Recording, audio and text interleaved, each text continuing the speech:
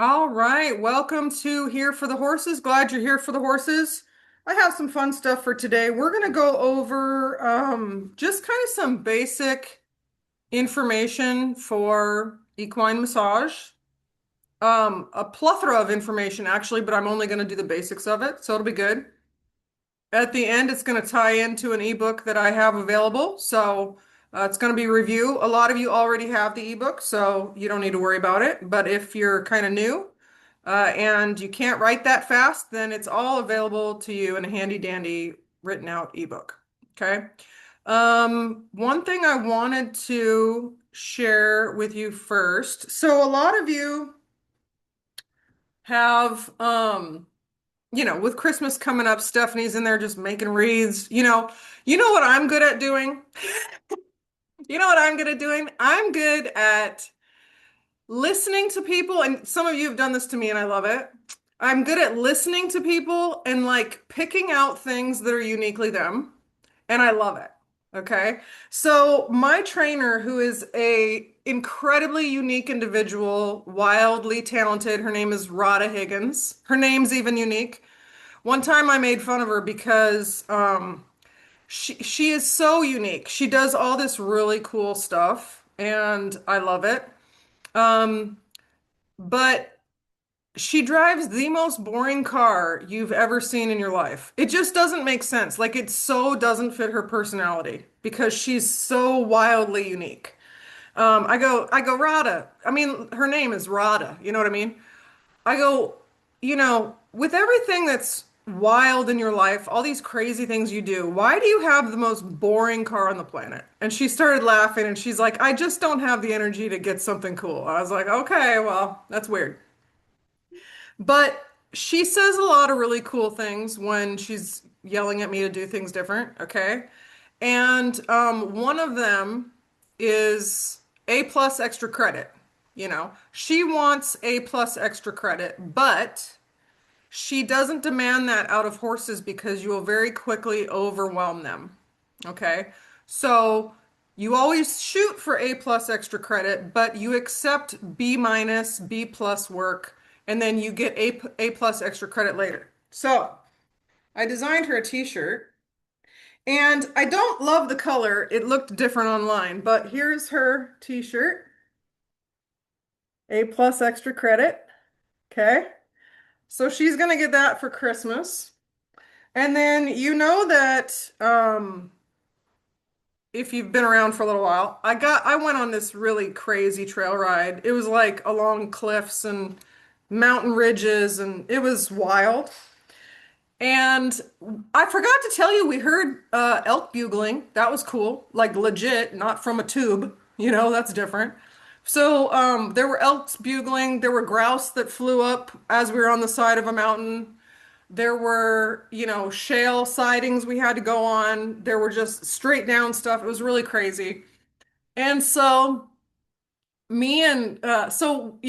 we got back down, I always say she's got more balls than I do. Okay. That's just the way I say it. She's a firefighter. She likes, adventure. She's tough. She does CrossFit, all this stuff. Well, we got back down and she goes, we didn't say this when we were up there, but she goes, whew, that was quite a trail ride. We did it. And I was like, yeah, man, that was crazy. And she says, I'm gonna check that off my bucket list and I probably won't do that again. And I was like, oh, okay. I might ride with you again, because you said that. But if you would have said like that was awesome, let's do it again, I'd been like, nah, I'm good. But since then, because she redeemed herself and said that that was crazy, I said, we went on a trail ride with one of our friends, and we were going around this bend, okay? And there was this little drop off around the bend. And so, it kind of dropped off down to the river. And our friend, Julia, my friend, was in the front, I was in the back, and our friend was in the middle. And my friend in the middle said, whew, that's a drop off. And I'm not joking you.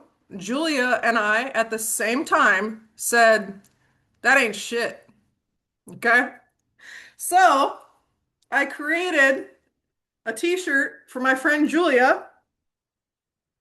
Okay, this is her t-shirt, and she has Flying Henderson Ranch. So that's our running joke now, is that anytime someone says, "Woo, that's a drop off," we'll see. So I hope you enjoyed those t-shirts. I love me a funny t-shirt, and I especially love t-shirts that are like kind of inside jokes, you know. They go with a certain situation with a certain friend, and when you wear it, nobody else gets it, right? But uh, but it's really special between the people. So I like that sort of stuff. Okay, I did want to show you a video. I shared this video. I don't know, they don't ever turn out for you guys when I share them on here, like they're delayed or something. But I thought I would see if it will. Oh yeah, this one was cute. We'll just watch the beginning of this one and see if it pops up. Oh, isn't that cute? That's all it is. I'll play it again, but it's just that little donkey.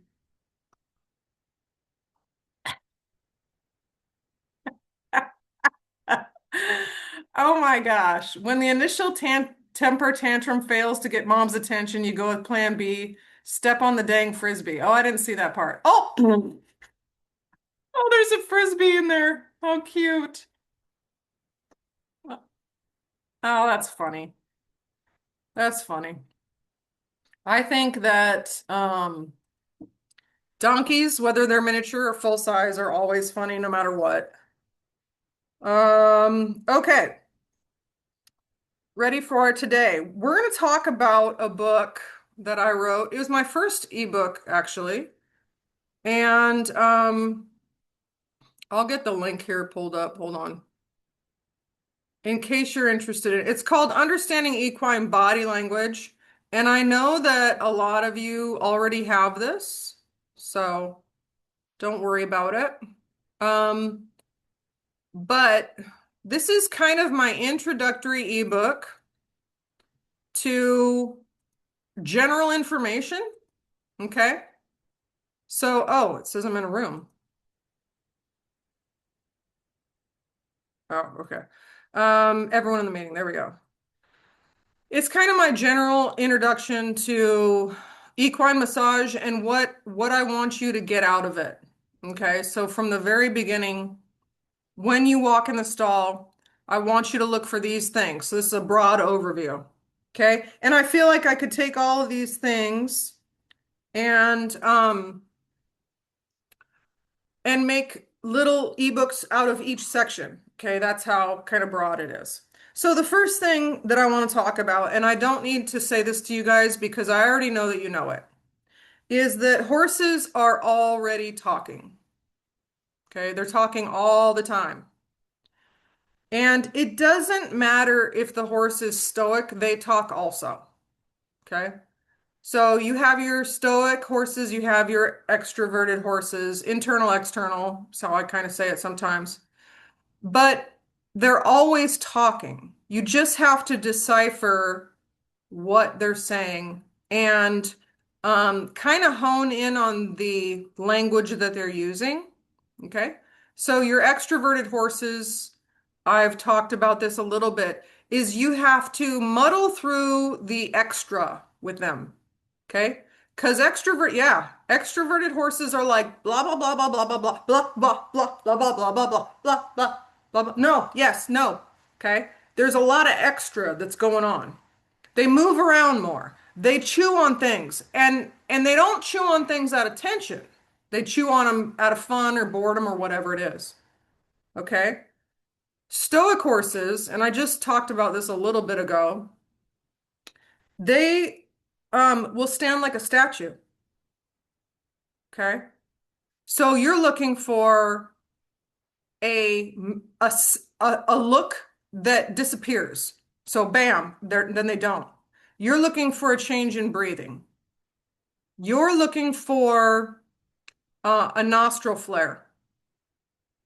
You're looking for the slightest head twitch, the slightest tension. You know, if your stoic horse has a sore spot, what are they going to do? Write it in the chat here. This is going to be get your chat ready to go because this is going to be a chat filled meeting.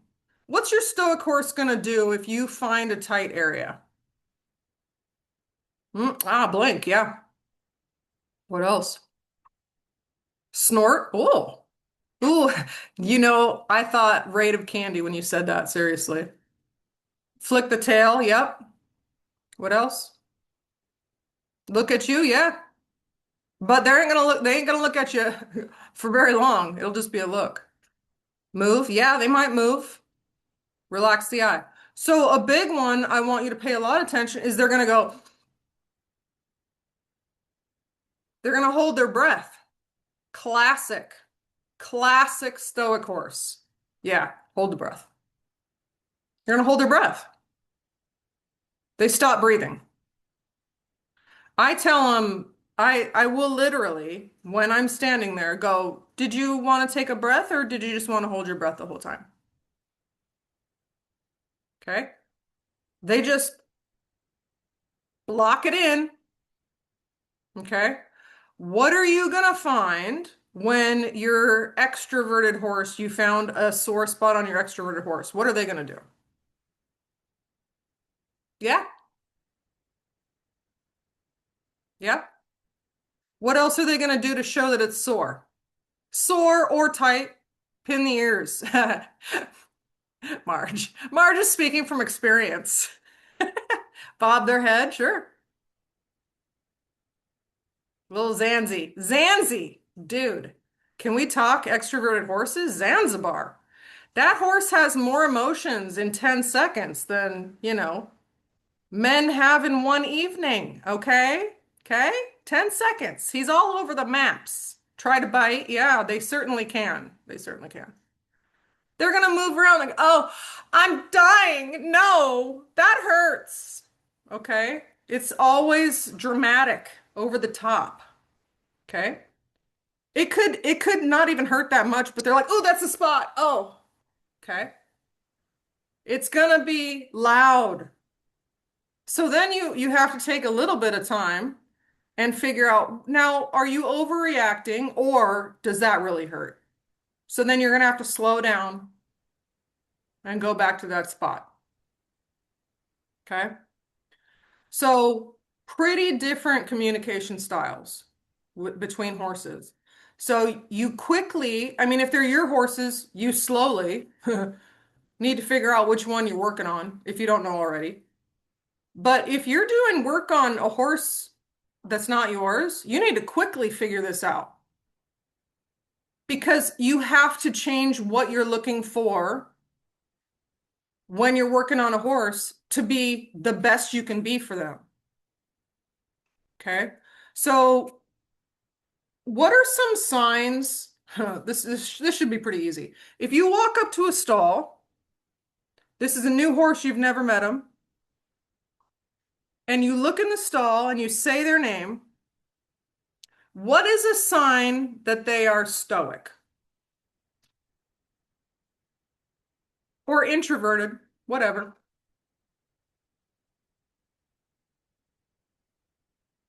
100%. Yep. They stay in the corner. They don't look at you. They don't engage. They stand still. 100%. Okay. If you are passing by, oh, they may leave the stall. Yeah, Terry. Yeah, because they don't even really want to be around you, right? They don't know who you are. You're not the feed person. You're not the owner. So therefore, they don't care. Okay. Um, if you're walking by the stall of an extroverted horse, how do you know? You don't even need to stop. Okay. How do you know that?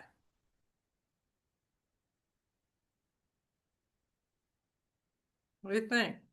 Yeah, the head comes out. They're gonna mess with you. Yeah, hey, you. Yep, hey. Hey, what's going on? What you got? What are you doing? What's that in your hand? Can I have it? I like your zipper. Can I play with it? Okay. You don't, yeah, they talk. They want attention. You don't even have to stop at their stall. They generally have their head out anyways. They want to know what's going on. Okay. So I worked on a horse. He's in my clinic. He's the cute little Palomino. He's actually an Andalusian, which you don't see a lot of those Andalusian Palominos, but very cute horse. Came from Spain, had kind of a rough training. They train them a little bit rough sometimes over there at those particular barns.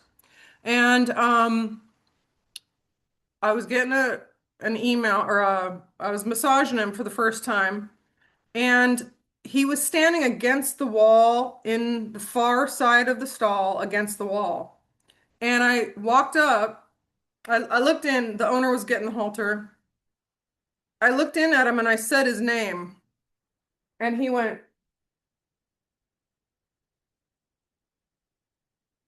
okay, that was it. And the owner was like, you know how you kind of get, I got to get my horse, I got to get him out, she was in that mode. And I was like, whoa, whoa, whoa, whoa, just leave the halter. We're not there yet. And so I called his name again, and he looked over at me, and I said, hey, buddy, it's massage day. Okay, now he hasn't had a massage before, so that didn't mean anything to him. So he stood there for a second. His eyes were like this. Okay, really nervous. And the owner said, "Oh yeah, he's a bit nervous." I go, "Yeah, yeah." Okay. So I got the halter. I said, I'll do it. I'll put the halter on." So I step in. I don't go toward him, and I said, "Hey, buddy, can I put your halter on you?" Okay. So anytime you talk to a horse with a question, they get it. It's something about being intentional. Okay. It's not like, come here, I'm going to put your halter on. It's, hey, buddy, can I put your halter on you? They know the difference. Okay. Guarantee it. He needed that. It made a big difference. So put his halter on him. He's a stoic horse. He doesn't care who I am. There's another thing that you'll notice with stoic horses. If you hold your hand out to them, they will either not even bother with it, or they'll do courtesy smell. They're not interested. Okay. Um, Georgia is quite known for not acknowledging people saying hi to her, and also like refusing treats. She doesn't want food from strangers. Okay, Mama taught her well. Don't take candy from strangers. Okay. So Chester's like in your face, giving you kisses, all you can't stop him if you want to, different personalities.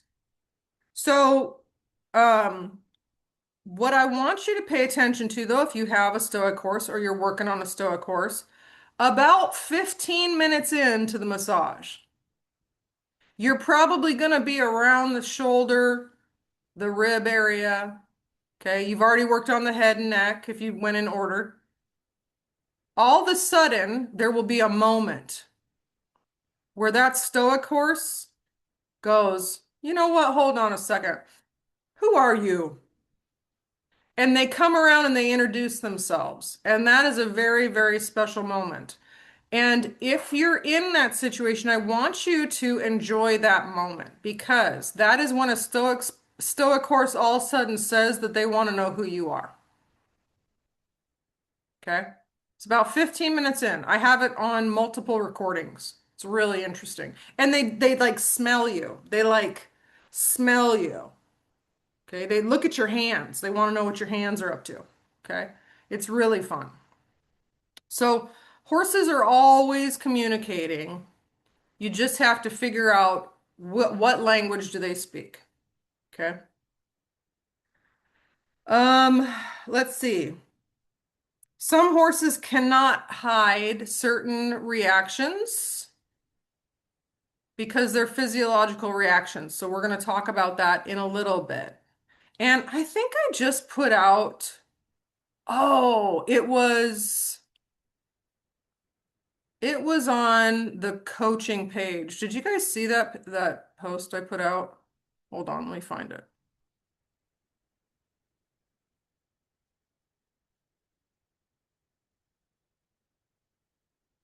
Oh yeah, we're gonna talk about Beth's photos she put in too.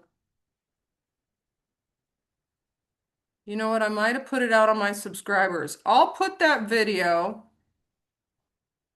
on the coaching page because it was pretty cool. But it talks, whoops, it talks more in depth about that. Okay. So I'll put that up this week. Um, so you have to be able to watch for little things and understand. Okay.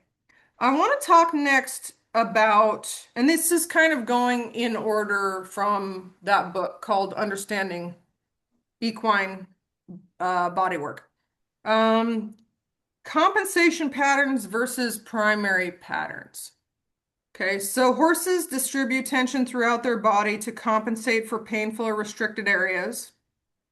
Okay, but what I want you to understand is that sometimes the area that's tight or they have pain in is not the area that has the issue. Okay. So what I hear the most with that is my horse has a sore back. It's not normally the back, you guys. It's not normally the back. I just had one the other day that proved me wrong. I mean, it wasn't the back, but it wasn't what do I always say it normally is? Like 80% of the time. Yeah, it's a hind end. Normally. Hmm. Okay, so if you have a sore back, that is normally from the hind end. Now, I had a horse the other day that I was literally doing a video for you guys where I was like, you guys, this horse has a sore back. It's probably from the hind end. And then it wasn't the hind end. So I was like, oh, lame.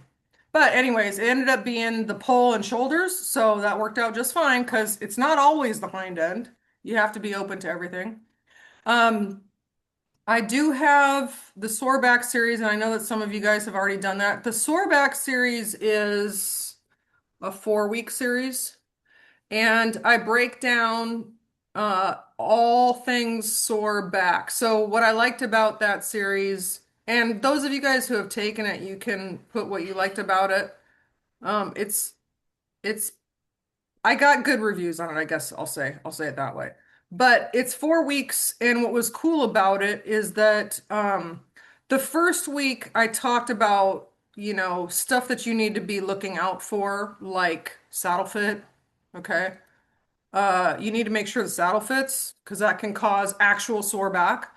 There's the sore back series in the notes there if you want it. So the first week I talk about uh what if it is the back because of ill-fitting saddle, draw reins, tie downs, too much leverage on their face, running martingales, all that stuff. Any sort of leverage device on them.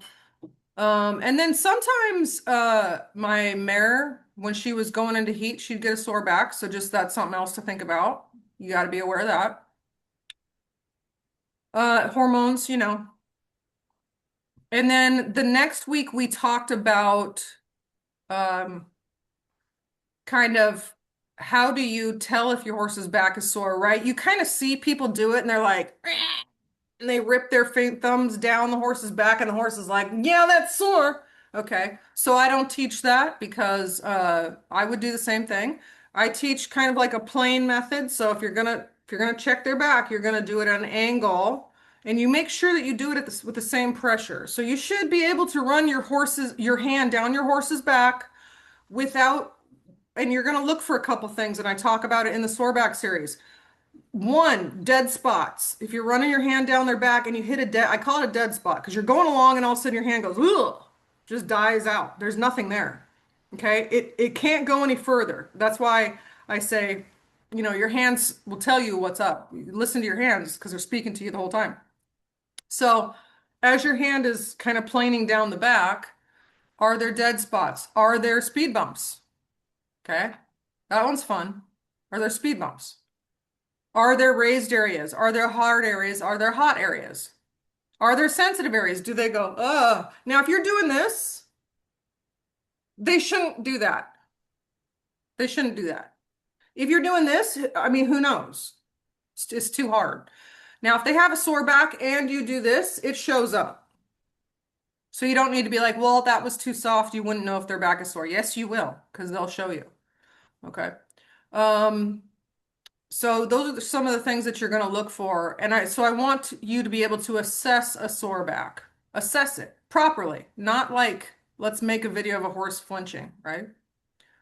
And then I talk about the muscles that I think cause the sore back. So we go over the muscles of the back, we go over the muscles of the hind end all the way down to the feet. Sometimes the ligaments and tendons in their feet, all the way down to the heel bulbs, those get tight. And so then it restricts the range of motion. And so it causes a chain reaction up. It's awesome. I mean, it's awesome. It's not great, but it's really cool.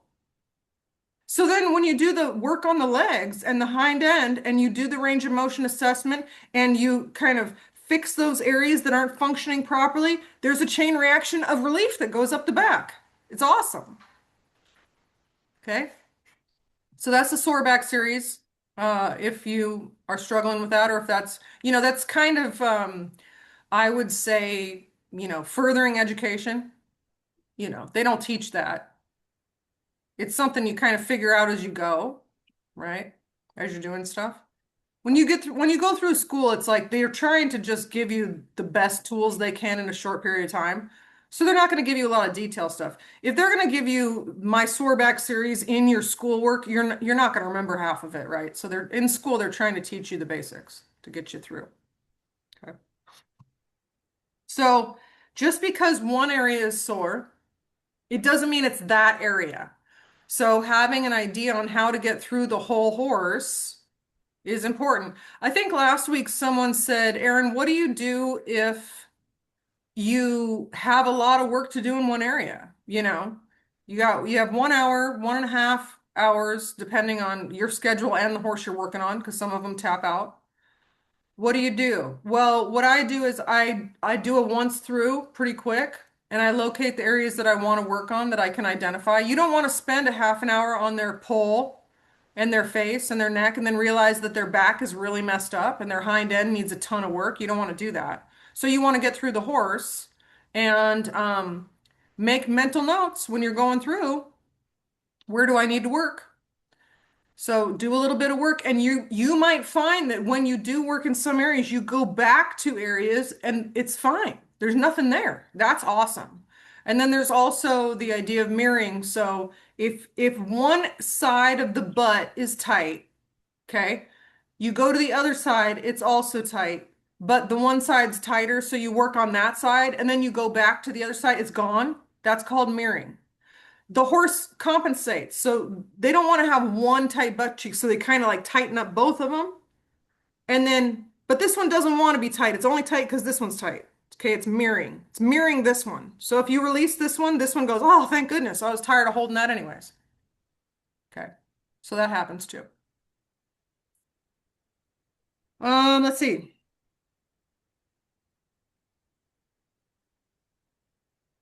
Yeah, well, I mean, we've all kind of heard use the horse. I mean, look at the horse as a whole system. It's not as easy as it sounds. Okay. It's not easy. The more you work on horses, the more of an understanding that has. So that's where a lot of my stuff has been developed because, well, one, because I don't spend, let's say the back is sore from the hind end. I don't spend 25 minutes trying to release the back because then I just wasted 25 minutes, right? So then I go to the hind end, come back and the back is released. Oh, okay, cool. So that's how I'd save some of my money. What would you do for constant shifting of the hind end? So that sounds like discomfort. So I would definitely check the feet. Okay. Make sure the feet are healthy. Because if their feet are sore, they're standing on concrete or their feet hurt, they got to move that weight back and forth. And then I would go to SI, glutes, hind end. Or is that, oh yeah, hind legs. So glutes, hind end, check the hamstrings. Okay. Stifles, probably not. TFL, probably not. But I would check glutes, SI, those are going to go together. And then I go down the hamstrings and just make sure that the feet don't hurt. Or if they're standing on concrete, if that hurts. Okay. That's a hard one because they're moving because it doesn't feel great. Done all that? Send me a video, would you? That'd be a good topic. Yeah, that'd be a good topic to look up. That's a good question. Okay. Um, oh, I did good. I covered all that without even knowing. Yeah, totally. On grass instead of concrete. Yeah. Um, so let's talk a little bit about psychological signs that cannot be hidden. Okay. Psychological signs, physical signs that cannot be hidden. Okay. So the horses that try to hide stuff are the stoic horses in general. Okay. So stoic horses try to hide discomfort. So you have to rely a lot more on their involuntary reactions to discomfort, anxiety. I mean, anxiety is a big one too. Stress, pain, tension, soreness. Okay. Blinking, as multiple of you said, but I think Kristen wrote it first. So relaxed horses blink far less than humans. Far less. That's a fun one to test out. Okay, so go out and watch your horses that are just tooling around. They don't blink a lot. You're not going to have a blinking contest with them because your eyes are going to get dry. Okay, they don't blink a lot. Rapid blinking indicates tension, soreness, uneasiness. Okay. What's really fun is to start kind of paying attention to the types of blinks. So Masterson method talks about how tension shows, or sorry, blinking shows tension. He kind of builds everything that he does around that. So he searches for spots, he stays there, and then the blink indicates tension in that area. But what I found when I was kind of messing around with that stuff is that there are certain blinks. Okay, so there's the rapid fire blinks where they're just like really, really fast. And then there's the blinks that like click. They're really loud. They're a little bit slower, but they're really loud. Yeah, thinking blinks, yeah. Okay. So blinking is an indication that you want to watch out in stoic horses. Your extroverted horses are going to do it too. Okay. Breathing patterns is probably my main one. Breathing patterns and changes in eye position. So for stoic horses, I'm always paying attention to their breathing. So when they hold their breath, you are on something or you're getting very close to something. And a lot of times it's accompanied with, they don't move their head, they just move their eyeball and they just look right at you. Okay, and then they go back to their stoic horse stare. Okay.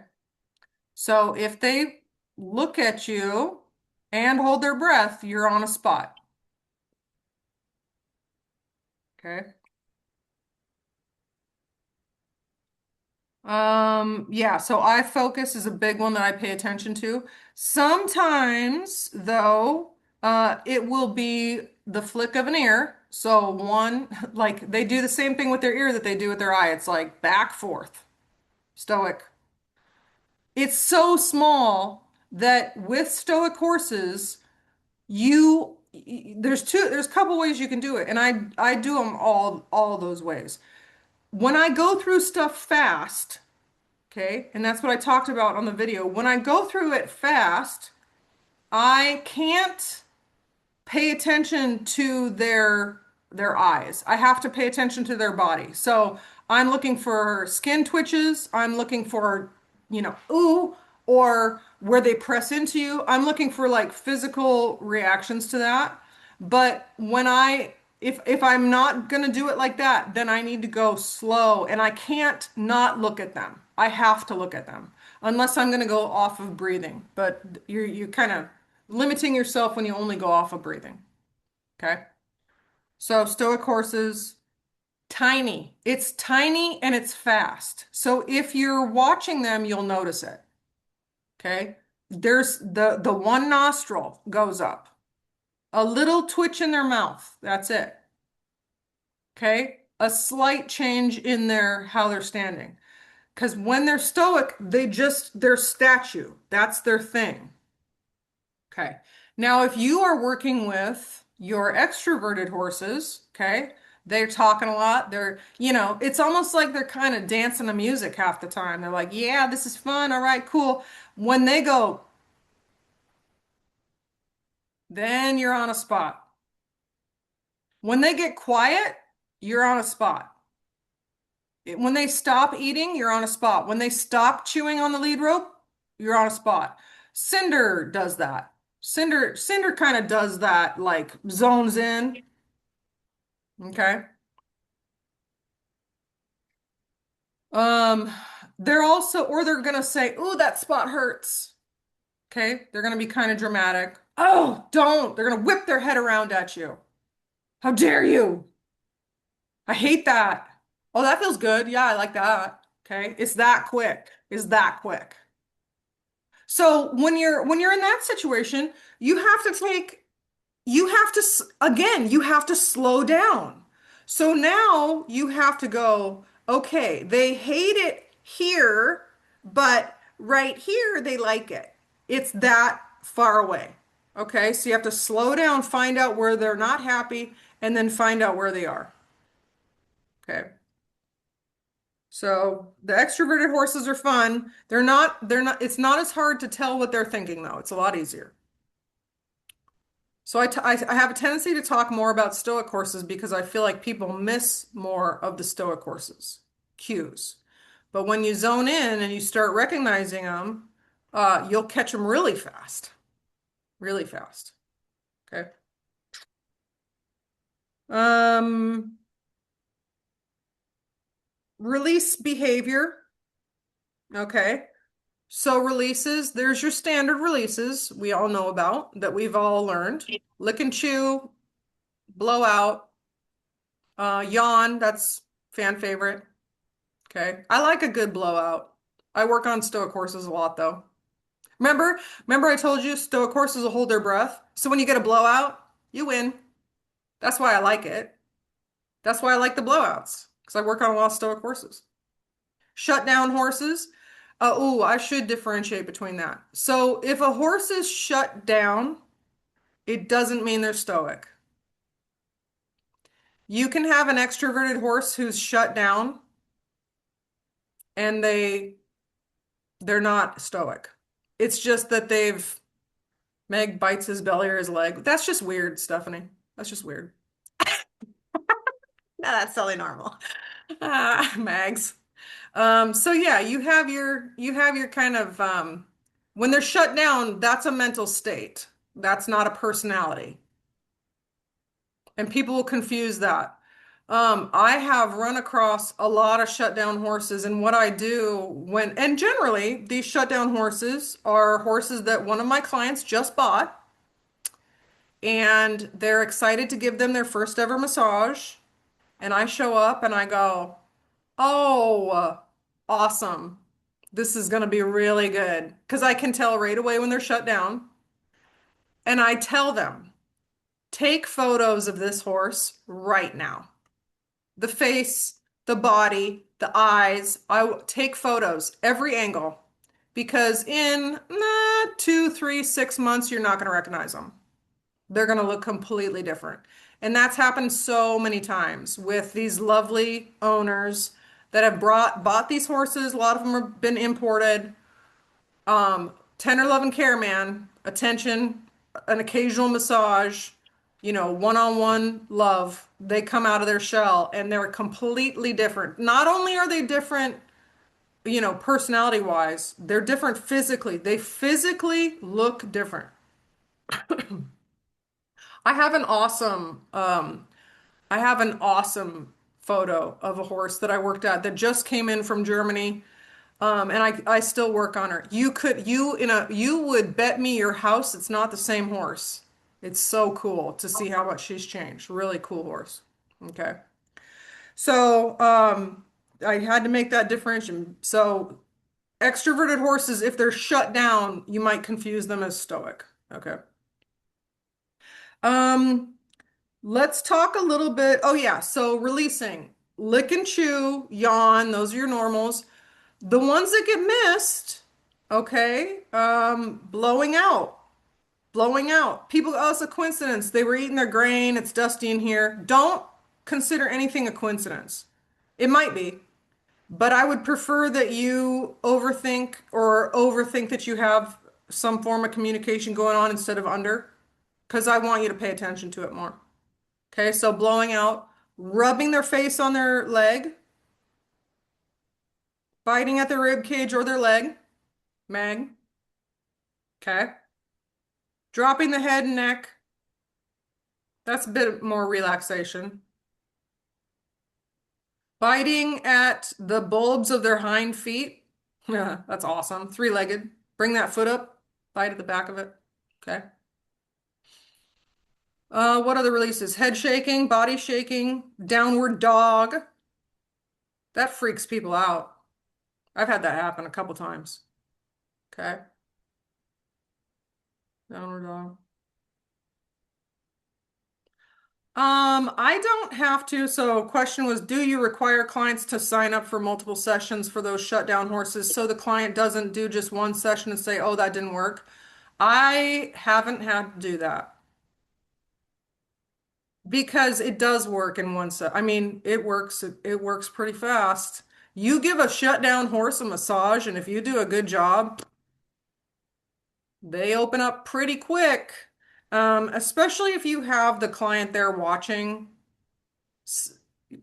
Tell them these things I'm saying to you. You know what I mean? Like, we aren't trying to hold this information for us. People need to recognize this. So, um, I'll give a spiel and I'll be like, this is what I'm looking for. This is what I'm looking for. This is what I'm looking for.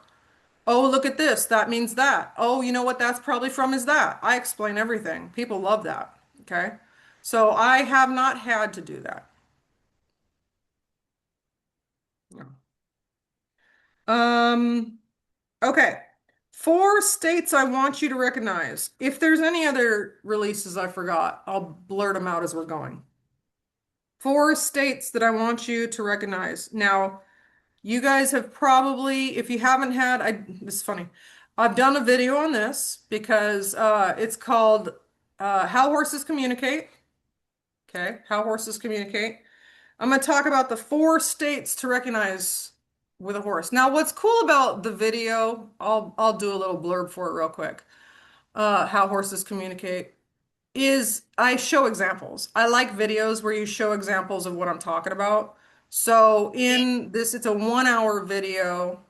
Um, I show an example of everything that I'm talking about, and it's on multiple different horses, which I think is cool. But each thing has an example, so I think that just makes it easier. How horses, you can check all those out whenever you want.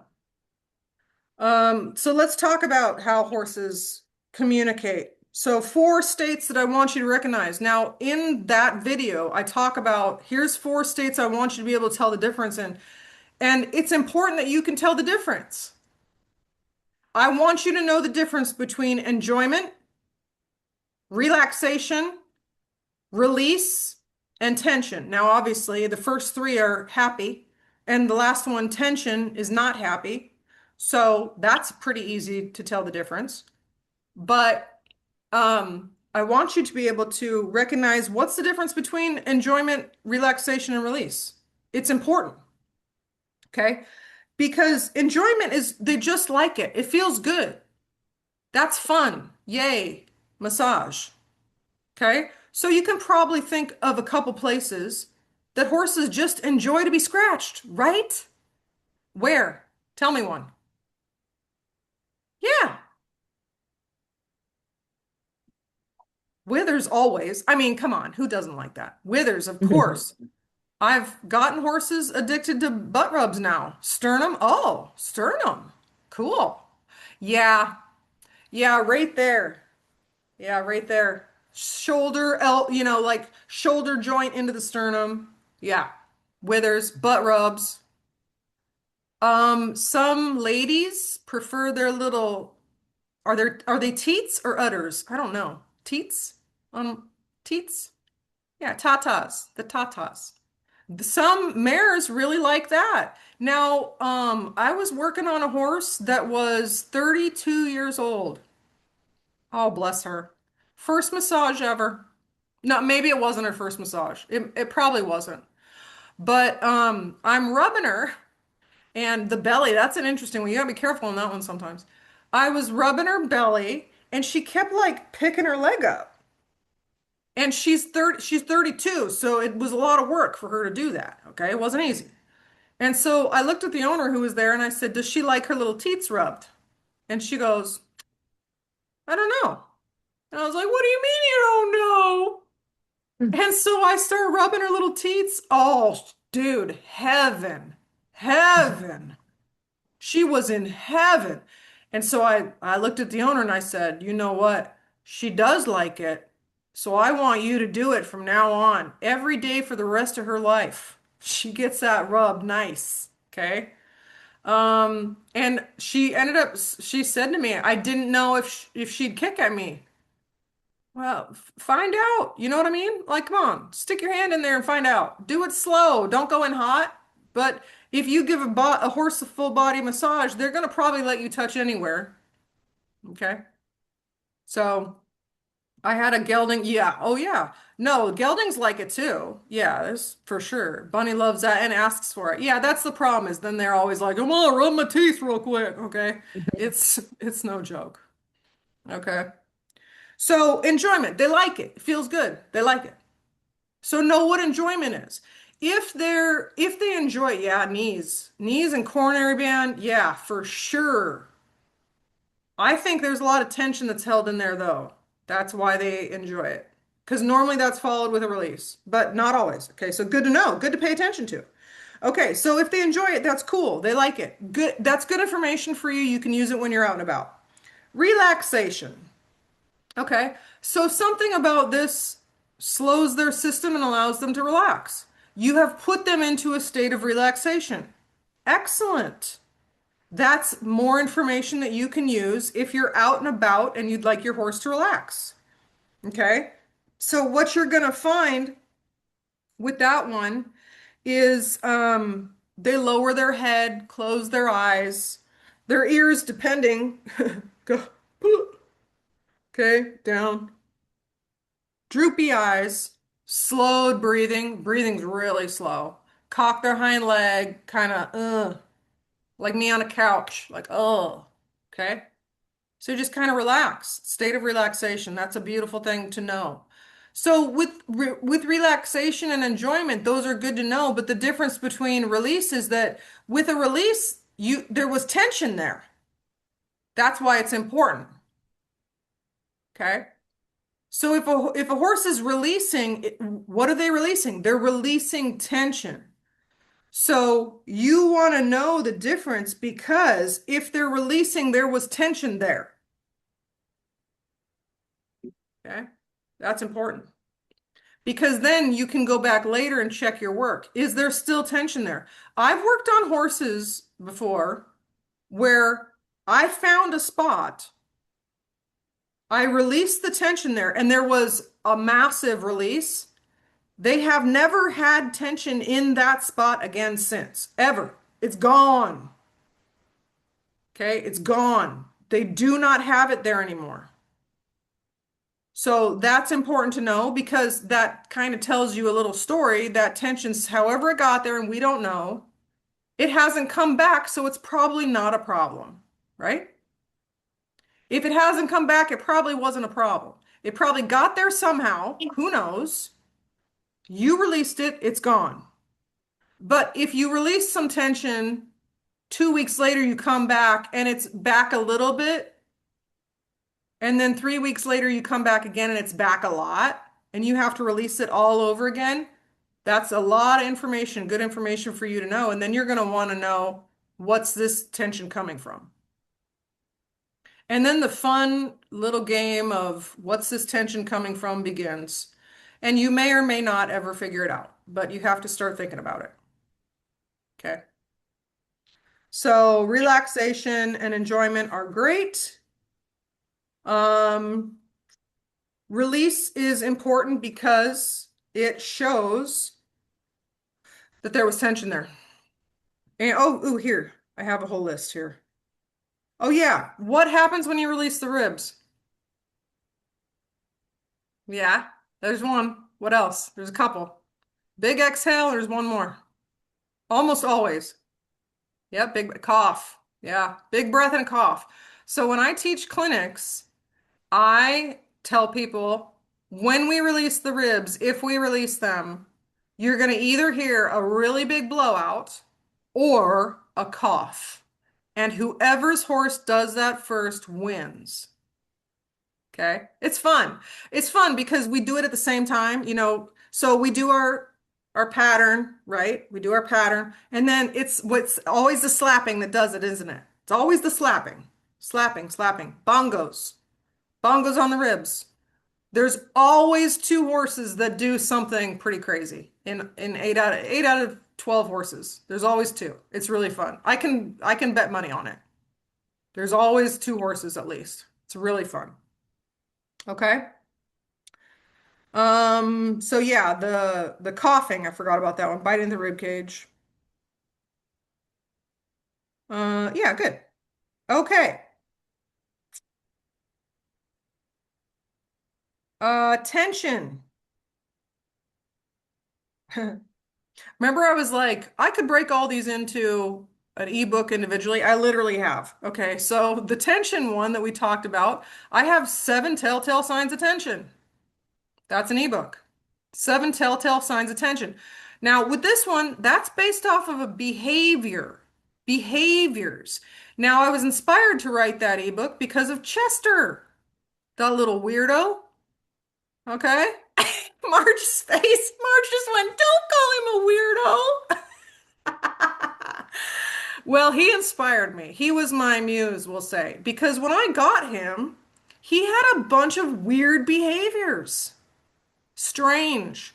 The most strange I would say was that he would fold his little Arabian neck in half, literally flopped over like a goose. Okay, the first time I went to massage him, and I have it videotaped, he did it like 50 times. 50, 50. It was a problem. So I let him do that for a little while because I was like, why do you keep doing that, you weirdo? And so then I would kind of stop him from doing it because it was a behavioral pattern, right? That he was self-soothing or something. So I would stop that behavior. That horse hasn't done that in 8 months. That's gone. He doesn't do that anymore. He doesn't fold his neck on himself anymore. He doesn't do that. Why? Because I've removed a lot of tension from his life, emotional and physical. Okay. Another telltale sign of tension is the what's that out there? What's that out there? No, it's out there. Okay. So when you're working on a horse and they go, what's that out there? What do we do? This is it. We fall for this every time. I mean, you could do a game show off this. We always go, what are you looking at? And they go, ha ha ha ha ha. I got her off that spot attention she was working on. It works like a charm. Okay. Chester did that a lot. He still does it occasionally. And Rada and I have actually been talking about it because what I've done to fix that, because he does it when he gets emotionally kind of like nervous because of the work we're doing and he doesn't really know how to handle it. I tell him to come back and I run my hands over his eyes. And so that works pretty well. But what he started doing because of that is I run my hands over his eyes. And normally when I would do that, he would go, oh, okay. And he'd come back. But sometimes he doesn't go back. He doesn't come back. So it's me doing this and he's not responding. So Rada said, let's work on disengaging his, not his hind end, his body so that his brain comes back, and that's been working really well. Okay. So seven telltale signs of tension. Being overly spooky. Overly spooky. Okay. You know horses that you go in and I'm not saying this is related, but I think about it. I think about it a lot. Certain horses go into arenas and they pick a corner they don't like. You ever notice that? Georgia does not do that. There is no corner in any arena on the planet that she is more scared of than some other corner. Yeah, I think that's odd because I've definitely seen a lot of horses that they pick a corner. They don't like something about it, okay? Or, getting spooky at a mailbox they've gone by 20 times, kind of out of the blue. So if they start getting spooky out of the blue, you got an issue. Um, you know, if your 17-year-old gelding starts bucking, it's not a training issue, okay? And it's odd to me how often people think that. If your seasoned horse that your, cousin's brother rides starts bucking, it's not a training issue. Not a training issue. It's a comfort issue. Okay. Um, well, stomping and swishing of the tail. Okay. Tension. What else did Chester do when he get? Oh, so I told you about the what's that out there? There's also the uh-oh. Have you guys ever seen a horse retreat inside their own body? Oh, that's your more introverted horses. I mean, they disappear. They're gone. Their eyes are open. They're not there. Mm. Those are your shutdown horses. That's how I can kind of peg them real quick. They're shut down. Okay. Holding the breath, and I've talked about that, but also random breathing. So shallow, fast, holding the breath, back to normal. Okay, tension. Moving their feet a lot, lifting their head up a lot, looking around. Okay, just on edge. So in that video, how horses communicate, Chester is my example because he does all of them. I think I have one other horse in there in that video, but he did them all. And what's funny is that some of the videos of him that I had were before I owned him. So I recognized that I knew him before he came to my house. I knew the two owners before him. So before me. I videotaped him elsewhere and was like, wow, this horse is on edge. Okay. So that's something to look for. Let's see. We're out of time. Gosh darn it. I had 8 points and I got through four of them.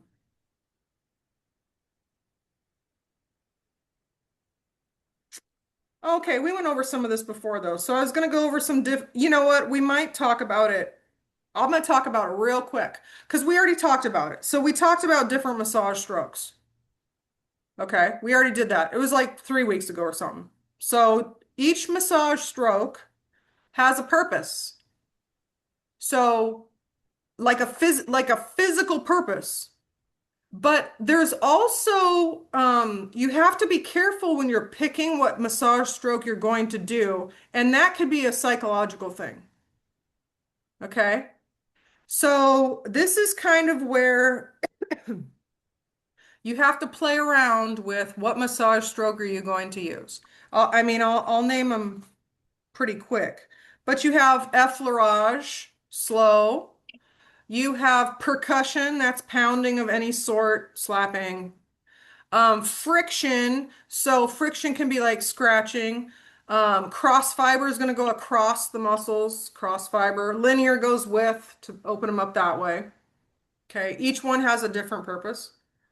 So if you're dealing, this is what the point I wanted to make. If you're dealing with a stoic horse, starting slow and quiet, really nice for them. And you can pretty much go in any direction with them.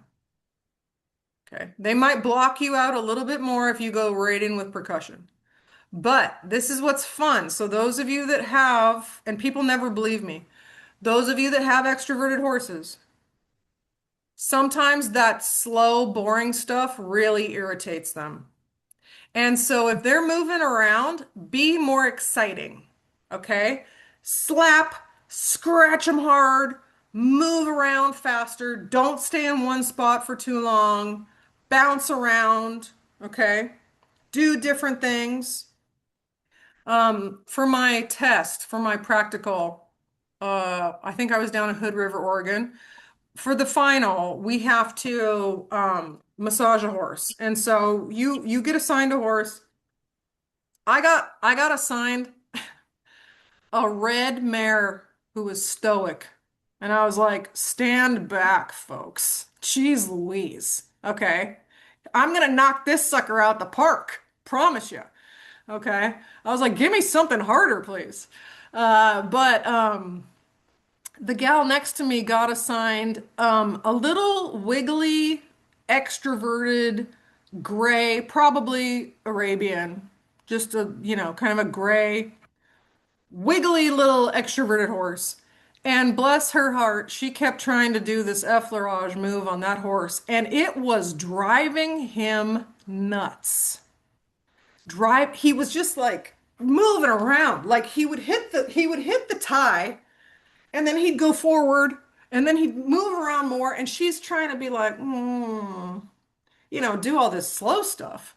And I mean, this was the second school that I had been to, so I'd been massaging already for 7 years. Okay. So this is our final test, right?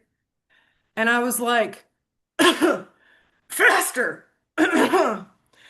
Like I'm trying to help her cheat because this she's driving this horse nuts.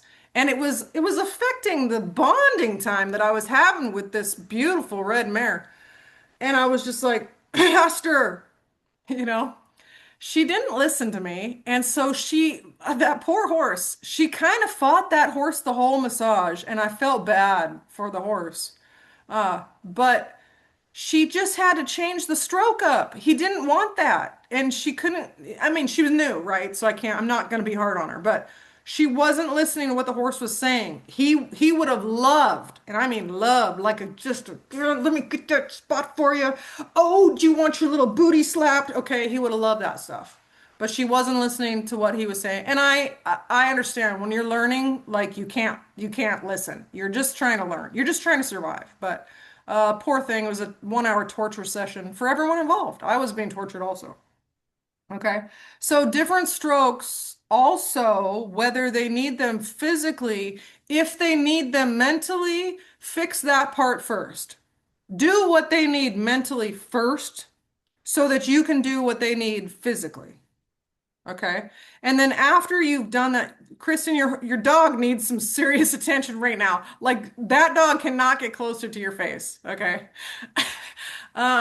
So help them out. Yeah, she's like, please, my gosh. Help them out emotionally and mentally first. Because I feel like, I have moved from physically helping horses to mentally and emotionally helping them, because of the great need for that.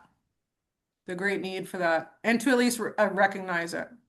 Okay. So all of my material has gone from, you know, telling people how to massage something to telling people how to look for signs that the horse is saying something to them, and then what to say back is as important. Okay. Just because you know what the horse is saying, it doesn't mean that you know what to say back. So that's a learning curve.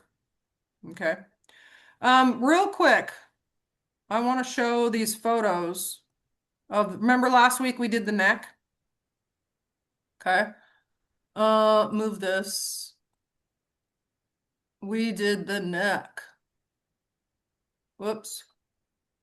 Um, there we go. So let's take a look. This is the coaching community page. For those of you that have the online clinic, you are already on here. And we talked about this, right? Okay, so here's a great example of someone not paying attention to what the horse is saying. I just cringe at this. I know he was trying to be funny, but where I hate videos where people are trying to be funny at the sacrifice of the horse. It just drives me nuts. And I know that a lot of times, and I don't like the way that forehead looks right there.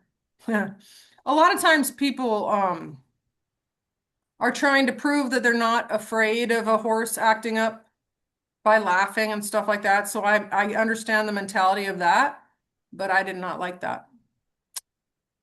Okay. Oh yeah, up here. Come on, it was on here.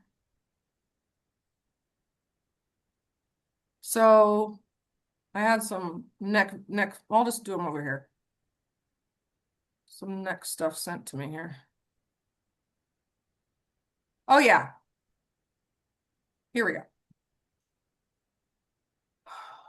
Okay, so we're looking at the neck here. Does this give Georgia vibes or what? That looks like my little horse right there. She's stockier, but she looks like her. Okay, so this is a nice looking neck, right? It's pretty big. Now you can see there's a little tension right here. Okay, this is a stoic mare face if I ever saw one. Okay, so this eye, is that internal or external? Yeah, internal. That's an internal eyeball we were talking about. She's gone internal. Or I don't know if this is a mare gelding. Okay. It's tight right here. Can you see this center part? Kind of like where you would give the shots. That's tight right there. Now, tight and a little bit sunk in.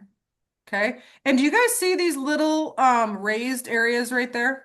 Boom, boom, boom. Those little, they kind of look like little fingers, there's like one, two, three, and then there's like a little dip, and then there's one here, and there's a dip, and there's one here, and then there's a baby one right there.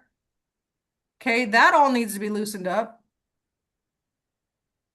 Do you guys also see how this looks like it goes up and then it kind of swings down and then it goes flat and then it goes back up again?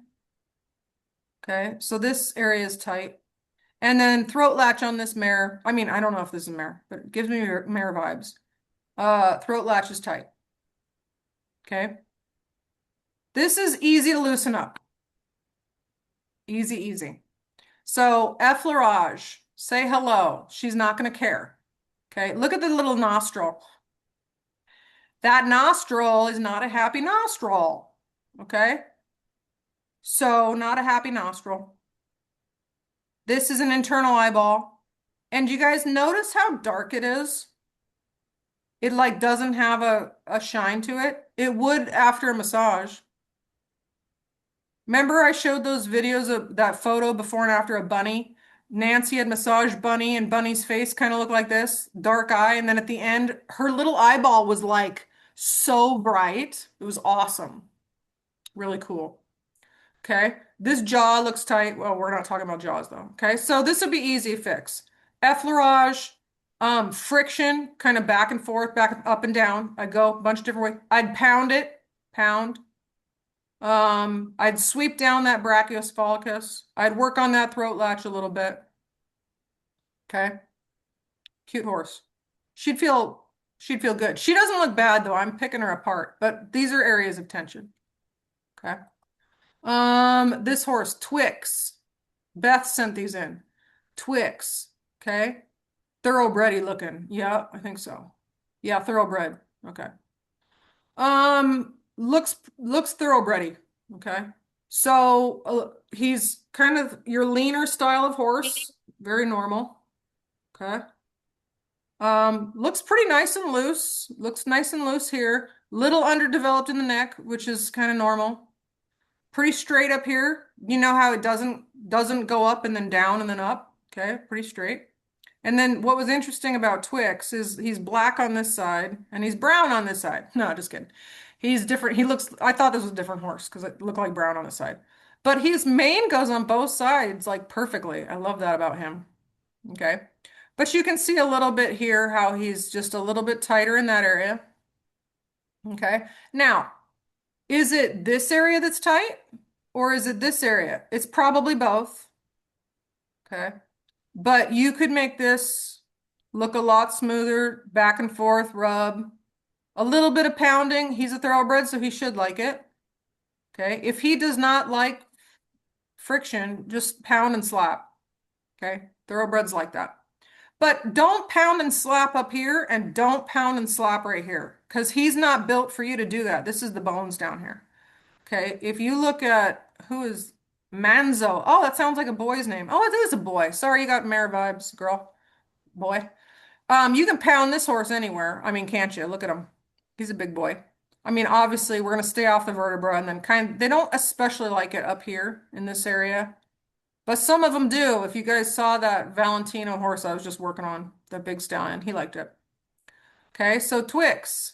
I just loosen up some of this in the center, but nice straight. This doesn't look overly tight. Throat latch doesn't look overly tight. Eye looks nice, beautiful, lovely. Big squishy nose, lovely. Squishy, squishy, lovely. Okay. Forehead doesn't look overly tight. Beautiful. Okay. Um, Lila, she looks tight. Is she what breed is she? She looks like Andalusian-y, sort of Arab-y, sort of quarter horsey. Okay. The mouth looks tight. Mouth looks a little bit tight. This lower lip here looks tight. That's an internal eye a little bit. Okay, so do you see this part here, how this goes up and then it goes down and then it hits the withers? That is tight right there, right here. And do you see how this kind of also connects here? It almost has like a line. Now, she's obviously turning her head and moving and stuff, but it doesn't matter. So she's tight under this glob of hair here, all the way down to here. And she's tight here to here. Okay. She's tight above her withers also. The scapula to wither area looks real tight. So with her, I would go up and down on that neck, up and down, up and down. I would do the crest work. That's going to break all this up from here to here. So you have your crest pull. You can pull it toward you. You can pull straight up. You have your wiggle back and forth, wiggle, wiggle, wiggle, wiggle, wiggle, and then you have your ring it out, okay, over the crest. This would be fun to do on her. Okay. And then start working on that neck, up and down, pound, slap, forward and back. Hit the rhomboid. The rhomboid's tight. Okay. This throat latch looks a bit tight. Do you see how far that jaw goes back from the wing of the Atlas? See how that is kind of jammed back? So let's look at the other side here. Yeah, that's better. Okay. So does that look a little different to you guys? The jaw there, just more space than this here. Severe that looks. Just something to pay attention to. It's not a given. Okay. Yeah. Manzo. Yeah. Cute. Okay. So Beth, thanks for those photos. That was good. Let's see. Gelding, over 20 years old. Okay, yeah. He isn't liking the person's hand in his face. Yeah, that's Georgia vibes. And lighting's terrible. That's fine. Yeah. Georgia vibes. If horses don't like their face touched, don't touch it. Like massage it, make it feel better, and find out if they don't like it touched because it's tight. But some horses just don't like their face touched. Georgia doesn't like her face touched. That's it. That's it. She puts up with it, she tolerates it, but she just doesn't like it. Okay. But make sure you still have to do work on those areas just because they might not like it because of tension. Okay. All right. That's it. That's all I got. Any questions? No?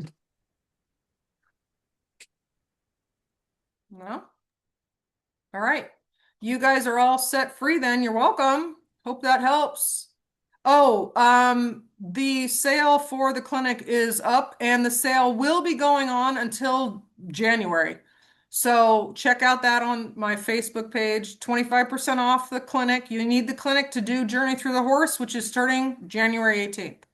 Okay, so Christmas sale, Journey Through the Horse sale, whatever you want to call it.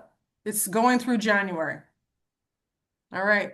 There you go, guys. Thank y'all. Have fun. See ya.